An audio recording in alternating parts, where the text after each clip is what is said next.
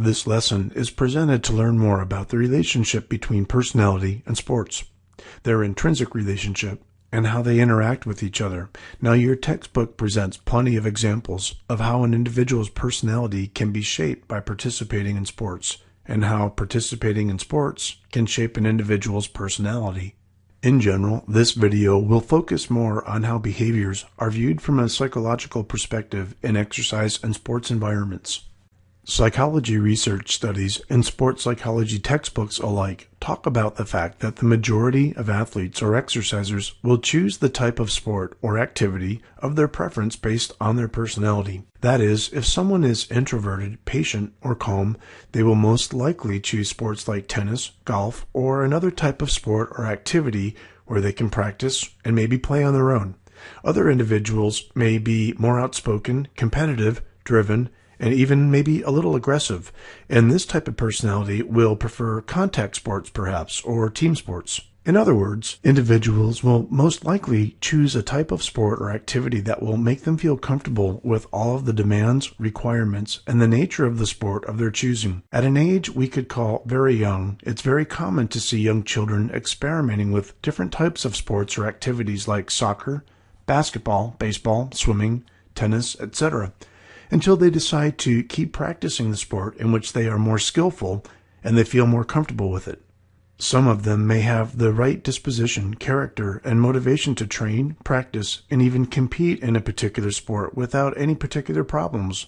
In this type of situation, there's a direct relationship between the individual's personality and the nature of the sport or activity of their choosing.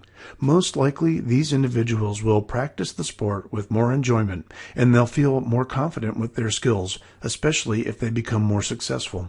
Even if it means that they're not competing at a professional or amateur level, they can have that feeling of fulfillment or satisfaction every time that they participate or practice their sport or activity. In contrast, there are some other occurrences or factors that could influence an individual's decisions to practice a specific sport or activity, and in some instances, this individual's personality might not even be congruent with the expected type of personality that best suits the sport. For example, when a football player is required to be aggressive on the field, but is known as a calm or quiet type personality away from competition.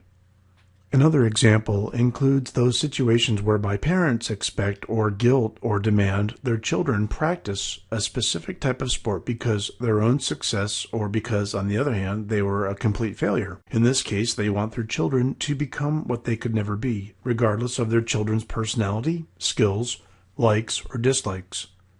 One good example of this situation is Andre Agassi's autobiography, in which he explains that he literally hated tennis and everything related to the sport for years, and his father was the one who wanted him to become a professional tennis player. Agassi states that it was not until it was almost time for his retirement where he developed a sincere love for the sport. He not only returned to being number one in the rankings in 1991, but he also played very well during the next and last 4 years of his career. Another interesting aspect of how an individual's personality is shaped by the sport or activity that they practice or choose is when they seem to have a completely different personality from what's expected from sports psychologists, textbooks, or even coaches and fans.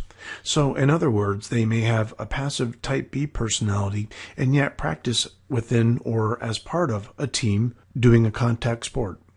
An example of this could be Joe DiMaggio, a very successful baseball player, and he was a celebrity in his own right, and yet he is well known for his shy and quiet personality.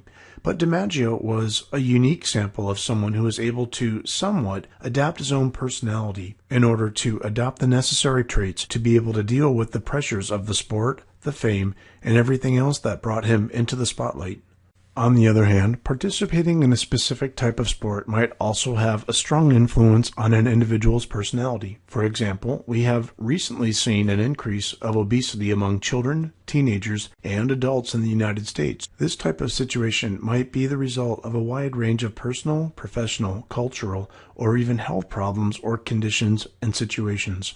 However, it's still up to the individual to choose a healthier life and healthier regimen. Other personality types might be active or, again, not active for other reasons tied to their psychology, or maybe from situations that are complicated in their social life. it really depends on who we're talking about. So enrolling in a fitness club or hiring a personal trainer or deciding to practice a team sport, running, swimming, or whatever, taking a bike ride, their participation also has important considerations for the coach. Another interesting dynamic in which sports shape someone's personality are those times when individuals who maybe have aggressive or hard to control personalities find their way in sports, and they channel this aggression towards something much more positive and productive. In addition, sports can provide a completely different lifestyle with more opportunities to young talented kids or individuals who live in various socioeconomic areas.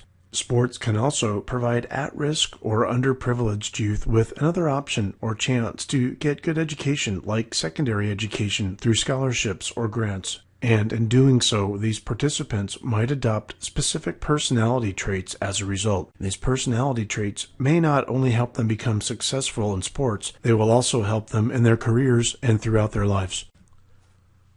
Next, it's time to talk about special populations. Now, consider the senior population. A few decades ago, a 60-year-old individual might have been considered a pretty old, fragile, and maybe even sick or unhealthy person with just a few more years to live a somewhat good conservative life. Nowadays, we have seen a dramatic change in this perception, and more than ever, we're looking at healthier, stronger, and very motivated 60, 70, and even 80-year-old individuals who perform all kinds of sports and maintain an overall healthy lifestyle. So there is no doubt that physical activity and sports have helped shape this new personality and approach that's been adopted by the senior population. For them, exercise and sports or participating in activities most certainly brings a new meaning to their lives, particularly because they live and experience the benefits of exercising on a regular or daily basis. Therefore, their personalities and psychological states might be completely different from that of a 60-year-old senior stereotype from a few decades ago, or one currently who doesn't get any exercise or physical activity. So there is this intrinsic relationship between personality and sport. In addition, sports are also a major influence on an individual's personality and overall lifestyle. Anyone working in the sports and exercise fields must commit to the study that's required to be competent or able to coach and care for individuals with their health and fitness goals in order to live healthier, longer lives. Knowing some of the background and psychology involved in participating allows us to better understand our client or athlete and their needs. Essentially, from this chapter and section in your book, you should be looking to identify your role in understanding personality and considering both personality traits and situations. This includes being informed, a good communicator, and being a good observer. You also want to be aware of different mental strategies that are used in exercise and sports psychology.